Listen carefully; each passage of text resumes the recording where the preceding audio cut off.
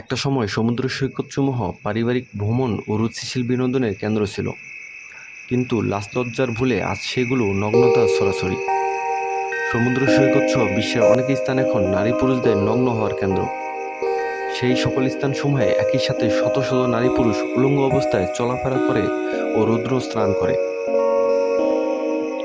সবচেয়ে অবাক বিষয় এই যে কিছু কিছু স্থানে পরিবারের সবাই, মা বাবা ভাই বোন একই সাথে নগ্ন হয়। চলুন তাহলে জেনে নেই পৃথিবীর এমন কিছু দ্বীপ বা স্থানের নাম। বাসলো সমুদ্র সৈকত। নেদারল্যান্ডের সবচেয়ে দীর্ঘ নগ্ন সৈকতটির নাম বাসলো। 1973 সাল থেকে নেদারল্যান্ডের কল আনচুক বালুকাময় সমুদ্র সৈকতের দক্ষিণের 1.5 কিলোমিটার এলাকা অভিশালী নগ্ন হিসাবে ঘোষিত হয়।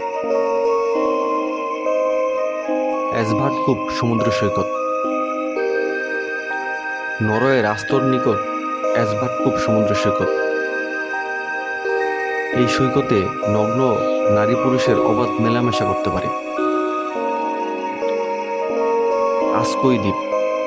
নরওয়ের আরও একটি নগ্ন স্থান আস্কই দ্বীপ। এই দ্বীপের সৈকত এবং রিসোর্টে নারী পুরুষরা দিনে রাতে নগ্ন থাকতে পারে। স্লোভাকিয়া।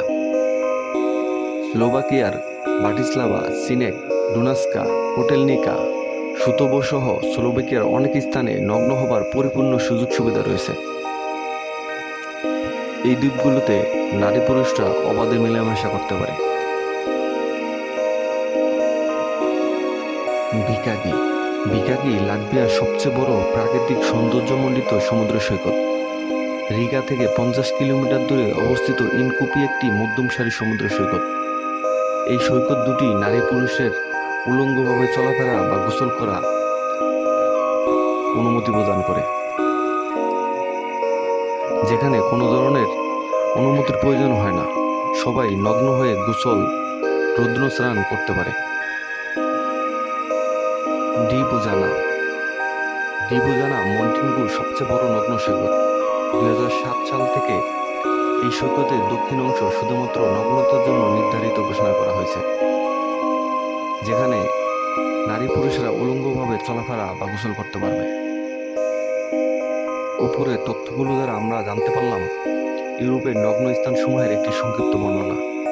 এই স্থানগুলো ছাড়াও ইউরোপের প্রত্যেক দেশে দেশে আছে অসংখ্য পার্ক, বিনোদন কেন্দ্র, রেস্তোরাঁ, হোটেল, মোটেল, রিসোর্ট ও বার, যে স্থানগুলোতে নরনারীরা অবাধে মেলামেশা, নগ্নতা ও যৌনতায় মগ্ন থাকে। শিক্ষা, দীক্ষা, তথ্য প্রযুক্তির উন্নতিতে এই দেশগুলো শীর্ষস্থান দখল করে থাকলেও আধুনিক সভ্যতার নাম ধরে এই রাষ্ট্রগুলো অসভ্যতায় মগ্ন হয়েছে। আধুনিকতার নামে এই পাপাচার এমনভাবে বিশ্বব্যাপী বিস্তার লাভ করছে, হয়তো অল্প কিছুদিনের মধ্যেই বিশ্বের সকল সভ্যতাকে মুছে দিয়ে নগ্নতার আভিজাত্যর সাথে প্রতিষ্ঠা পাবে।